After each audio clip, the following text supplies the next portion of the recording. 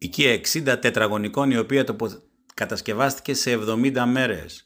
Πάμε να δούμε ότι κουφώματα αλουμινίου θερμοδιακοπτώμενα με ρολάκια σίτες. Κρεμάμε κουζίνες, ντουλάπια, όσο βάρος θέλουμε πάνω στους τοίχους.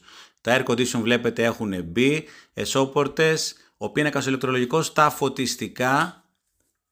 Προχωράμε την βόλτα μας μέσα στο σπίτι που είναι σπατουλαρισμένο όλο, τα πλακάκια έχουν περαστεί, το μπάνιο μας μέσα, και εγώ, το μπάνιο μας μέσα είναι έτοιμο για να δοθεί, έχουν πρεσαριστεί τα νερά, έχουν δοκιμαστεί και τα ηλεκτρολογικά, τα υπνοδωμάτια μέσα έχουν όλα τρίφυλλες ντουλάπες, θα τις δείτε, είναι τελειωμένο όλο, α ενεργειακής κλάσης με το κλειδί στο χέρι, 60 τετραγωνικά, τα δώσαμε σε 70 ημέρες.